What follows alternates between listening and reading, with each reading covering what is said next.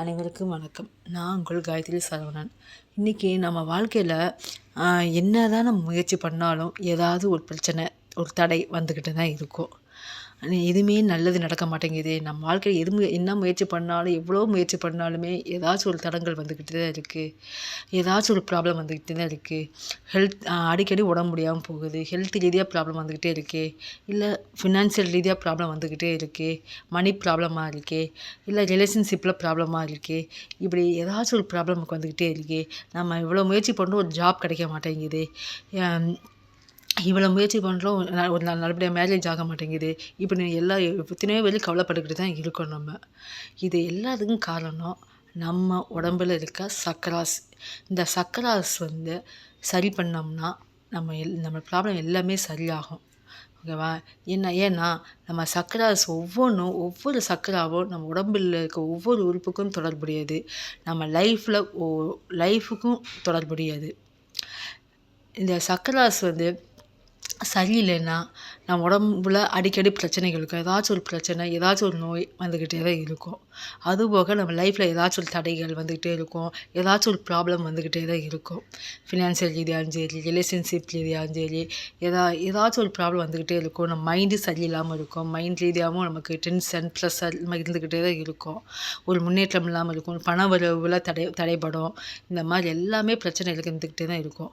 இப்போ நம்ம ஒரு மந்த நிலைமை இருக்கும். எல்லாமே இந்த சக்கராஸ் மூலமாக தான்.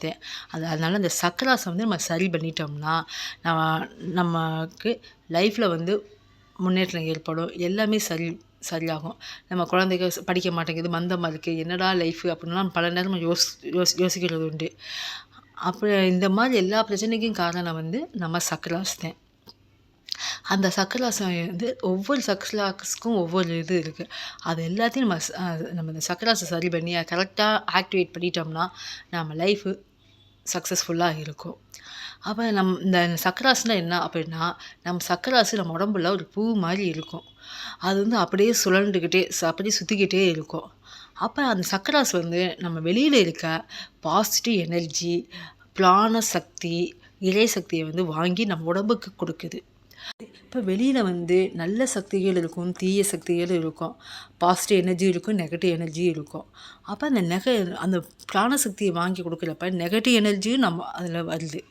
நம்ம சக்கராஸ் எல்லாமே ஃபில்டர் பண்ணி நமக்கு தேவையானதாக கொடுத்துக்கிட்டு தான் இருக்குது. அப்போ அந்த நெகட்டிவ் எனர்ஜி, நெகட்டிவ் சக்தி, தீய சக்திகள் அதுவும் அந்த சக்கராஸில் அடைஞ்சிருது. அப்போ அது அடைஞ்சிக்கிறப்ப இப்போ நம்ம ஒரு இது ஃபில்டர் பண்ணுறோம், வடிகட்டுறப்ப அதில் தூசி பூரா அடைஞ்சிருச்சுன்னா அடுத்து இப்போ அடுத்து நம்ம வடிகட்டுறப்ப சரியாக போகாது. அதுபோல் தான் அந்த சக்கராஸில் பூரா அந்த நம்ம நெகட்டிவ்ஸ் பூரா அது அடைஞ்சு அப்போ நமக்கு கிடைக்க வேண்டிய பாசிட்டிவ் எனர்ஜி, பிராணசக்தி, இறைசக்தி கிடைக்காம போயிடுது. அப்போ அதுதான் நமக்கு லைஃப்பில் ஒரு தடையாக அமையுது. நமக்கு உடம்புக்கு தேவையான அந்த சக்தி கிடைக்காதனால நமக்கு அடிக்கடி உடம்பு முடியாமல் போயிடுது. இல்லை பல ப்ராப்ளம்ஸ் எல்லாமே ஒரு தடையாக இருக்குது. இல்லை மற்ற பல ப்ராப்ளம்ஸ் வந்துக்கிட்டே இருக்குது.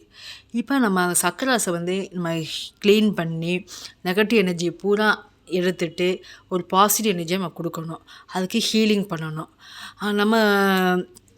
நம்ம டெய்லியும் ஹீலிங் பண்ணிக்கிட்டே இருக்கணும். ஏன்னா டெய்லி நெகட்டிவ் எனர்ஜி நம்ம பார்க்குறது மூலமாக, கேட்குறது மூலமாக, நம்ம சுற்றி இருக்கவங்க மூலமாக நம்ம நெகட்டிவ் எனர்ஜி வந்துக்கிட்டே தான் இருக்கும். அப்போ அதெல்லாம் சுத்தப்படுத்திக்கிட்டே இருக்கணும். நெகட்டிவ் எனர்ஜியை ரிமூவ் பண்ணி பாசிட்டிவ் எனர்ஜி கொண்டு வரணும். அது எப்படின்னு நம்ம ஹீலிங் கிளாஸில் நம்ம கற்றுக் கொடுக்குறோம். விருப்பம் உள்ளவங்க ஜாயின் பண்ணிக்கோங்க. வாட்ஸ்அப் லிங்க் கொடுத்துருக்கேன்.